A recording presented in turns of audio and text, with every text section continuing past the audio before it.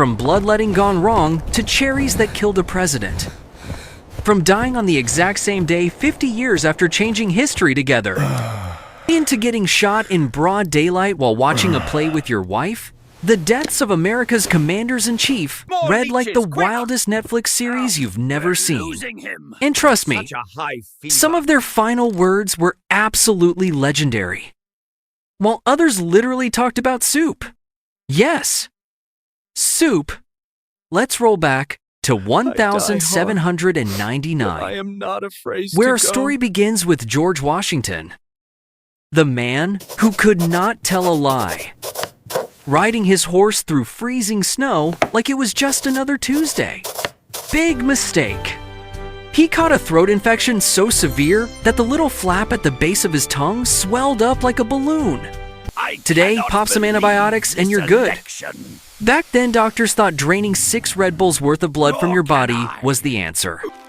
Spoiler alert, it wasn't. As Washington struggled for every breath, he told his doctor something that still gives me chills. I die hard. But I'm not afraid to go. His actual last words, simply, "'Tis well." The fourth? The man who founded a nation died with dignity and 2 words. But hold on to your history books. Because what happened next is so bizarre, it sounds made up. John Adams and Thomas Jefferson, revolutionary buddies who wrote and defended the Declaration of Independence together, became bitter political enemies. The fourth? For 10 whole years, they didn't speak. Radio silence. Then something beautiful happened. They reconnected as pen pals and became best friends again. Adorable. Right. Here's where it gets absolutely insane. On July 4th, Etienne Baba-Richelieu. Exactly 50 years after they signed that famous declaration, both men lay dying hundreds of miles apart. Jefferson, battling diarrhea, pneumonia, and a kidney infection. Asked the night before, So close. is it the 4th? When told not yet, he held on. Held on just long enough to make it to Independence Day. His final words, no. Doctor, nothing more. Meanwhile, up in Massachusetts, 90-year-old Adams had no idea his bestie had just died. His famous last words, Thomas Jefferson survives. Except Jefferson didn't. The cosmic poetry of these two dying on America's birthday. Still thinking of each other is the kind of coincidence that makes you wonder if the universe has a screenplay writer. James Madison almost joined this 4th of July death club. The father of the Constitution was slipping away, and doctors desperately tried keeping him alive until the 4th. His niece offered him stimulants. Madison, ever the gentleman, declined. Nothing more than a change of mind. My dear, I always talk better lying down. Translation, I'm ready to go. He died on June 28th. I can't breathe. Etienne Baba-Richelieu. So close to the trifecta. But James Monroe, the 5th president, actually made it happen. The 3rd president to die on Independence Day. The man spent his final moments thinking about his departed friend Madison, saying he regretted leaving this world without seeing him again.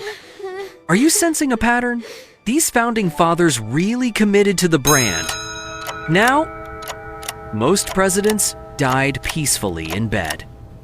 But John Quincy Adams, this absolute legend, collapsed on the House floor while casting a vote. After his presidency, he didn't retire to play golf or write memoirs. No, he went back to Congress because apparently retirement was boring.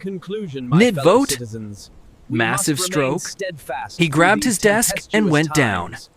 They carried him out. And his last words were perfectly on brand. This is the last of Earth. I am content. The man literally died doing what he loved, government work. Andrew Jackson was a different breed entirely. This guy fought duels, survived the first presidential assassination attempt, then beat his would-be killer with a cane. Absolute madman. Oh, You'd think he'd my. die in some I've been dramatic shootout. promoted. Right, nope. Tuberculosis, heart problems, and something called dropsy, where your body fills with water. Hydration is important, folks. But there's a limit. Surrounded by family, this tough-as-nails warrior turned into a softie. Oh. Do not cry. Be good children, I and love we you shall for all meet in eternity. heaven. Meanwhile, Martin Van Buren went quietly at his fancy Oh, it's so estate, hot. whispering about his trust in God. Then we get to William Henry Harrison, whose death was the result of one spectacularly bad decision. During his inauguration, this man gave a 2-hour speech in freezing rain without a coat. For over a century, everyone thought he caught pneumonia and died from that rookie mistake. Recent research says otherwise. He probably died from typhoid fever or contaminated White House water 3 weeks later. Stomach. Either way, 31 days into his presidency, Harrison was done. Shortest presidential term in history. His vice president, John Tyler, Nothing. got the world's fastest promotion. James Polk died young at 53. Are you sure? Yes, And absolutely it's heartbreaking. nothing. 3 months after leaving office, I he regret toured the nothing. South and caught cholera, a disease that gives you explosive diarrhea and worse. But even dying from that, he remained romantic to the end, telling his wife, "I love you, Sarah, for all eternity. I love you." If that doesn't make you feel something, check your pulse. Zachary Taylor's death sounds like a comedy sketch until you realize do you it's love real. 4th of July celebration. Sweltering heat. It's amazing. Taylor runs into the White House and demolishes a bowl of raw cherries and several glasses of milk. Food safety didn't exist back then. 3 days later, She won't think he's anything dead from about it. gastroenteritis. Some thought he was poisoned because Civil War tensions were heating up. But forensic scientists checked his body in the 1,990 seconds. Nope. Just bad cherries. Before dying, Taylor said something oddly formal. "I'm about to die. I expect the summons soon. I've tried to discharge my duties faithfully. I regret nothing." Then his VP, Millard Fillmore, This took cannot over. be. Fillmore lived much longer, eventually dying after someone gave him soup. His last words, "The nourishment is palatable." 5 stars for the soup. 0 stars for dramatic final words. Franklin Pierce's We need to death get him to a might be the hospital. saddest. Weeks before taking office, his son died in a horrific train accident right before his eyes. Pierce spiraled into depression and alcoholism, destroying his liver with cirrhosis. He died alone after losing re-election. Disgrace to this Nobody office. recorded his last words dare because you lie nobody to was us. there.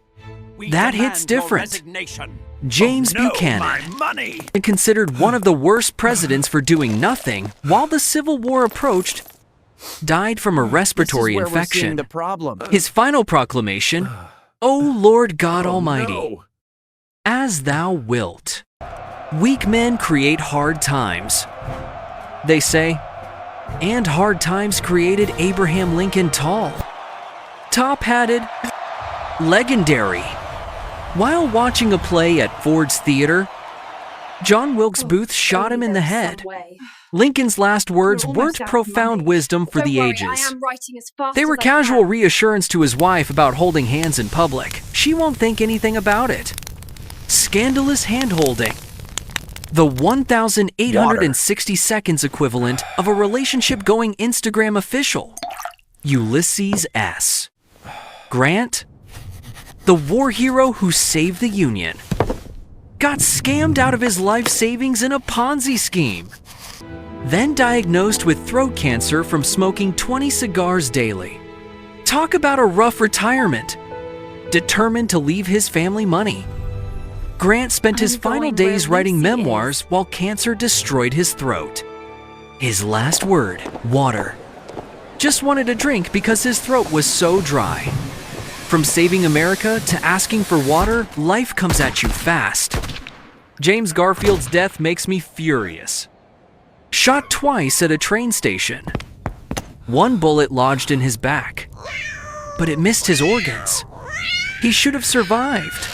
Then doctors showed up with unsterilized instruments, probed around, and one genius punctured his liver. Garfield suffered through 80 days of infections before dying. His last words begging Swime, "Can't you stop the pain?" Medical malpractice killed a president. Unbelievable! William McKinley became the third assassinated president when an anarchist concealed a revolver under a handkerchief and shot him at a meet and greet in Buffalo. Doctors played operation but couldn't find the bullet. It's not worth living. 8 days later, gangrene set in. His final words to his wife, "We are all going.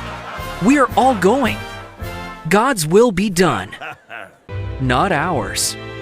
After this, Americans said enough is enough. And the Secret Service finally got full-time presidential protection duty. About time. Honestly, Teddy Roosevelt was built different. Running for a third term. My lungs. He got shot in the chest stepping out of his hotel. Did he go to the hospital? No. He gave an 84-minute speech with a bullet in his chest. The man was unstoppable. Bang, bang. 6 years later, he led an Amazon expedition. Nearly died from malaria and a leg infection, but kept going. I don't know where it is. At 60, a blood clot finally took him in his sleep. His last words, "Put out the light." James, pour one out for the toughest president who ever lived. William Howard Taft, famous for getting stuck in the White House bathtub. Didn't actually die that way. At 5'11" and over 300 pounds, his heart gave out at 72. Woodrow Wilson lived his final years partially paralyzed from a massive stroke, calling himself a broken piece of machinery. We're all going. Warren God's will be Harding done. died from a heart attack while his wife read him the newspaper during a scandal-plagued presidency. Calvin Coolidge, Silent Cal, died so quietly that Dorothy Parker joked, Friends, "How can they tell?" Franklin D. Roosevelt won 4 consecutive presidential elections. Leave some for the rest of us. FDR, but his 4th term destroyed him. High blood pressure. Heart disease. Secretly had polio. Plus the stress of the Great Depression and World War II. While posing for a portrait, he suffered a massive stroke. His last words, "I have a terrific pain in the back of my head." Fast forward to November 22nd. 1996, John F. Kennedy riding through Dealey Plaza in Dallas. Nellie Connolly tells him, "Mr. President, you can't say Dallas doesn't love you." Put out the light, JFK James. responds, "No, you certainly can't." Seconds later, a sniper's bullet ends his life. Trying. 46 years old. Youngest president ever killed. The theories, the mysteries. Lee Harvey Oswald murdered 3 days later. It's the conspiracy that never dies. Richard Nixon, famous for Watergate, lived to 82 before a massive stroke hit. His last word, "Help Gerald Ford," peacefully passed at 93, setting the longest living president record at the time. Machinery. Then Jimmy Carter said, "Hold my peanut farm," and lived to 100 years old. Dying December 29th. 2024. In his I final believe in the weeks, American people. he told their his family capacity he for was good. ready to see Rosalind again. A must century work of life, together. absolutely That's remarkable. good. Read some more. Ronald Reagan battled Alzheimer's for a decade I before need dying at something. 93 with no lucid final words. George H. W. Bush's last phone call was to his son. The other President Bush, saying simply, I love you. 2. He died at 94. Here's the thing that gets me. The average presidential lifespan jumped from 70 years in the early centuries to 78 in the 20th century. Modern medicine and the Secret Service are keeping these folks alive despite having arguably the most dangerous job on Earth. 8 presidents died in office, 4 assassinated. 4 natural causes. The youngest died at 46. The oldest at 100. Adams and Jefferson dying the same day. The insane coincidences between Lincoln and JFK's assassinations. American presidential history is stranger than fiction. And I somehow, have terrific 5 pain in presidents the back of are my still with us head. today. Living proof that we've come a long way from bloodletting and contaminated White House water. From Tiswell to I love you. 2. From soup compliments to final pleas for pain relief. These men shaped a nation and left us with stories that remind us they were human after all. Flawed, funny, tragic, heroic, just like the country they led.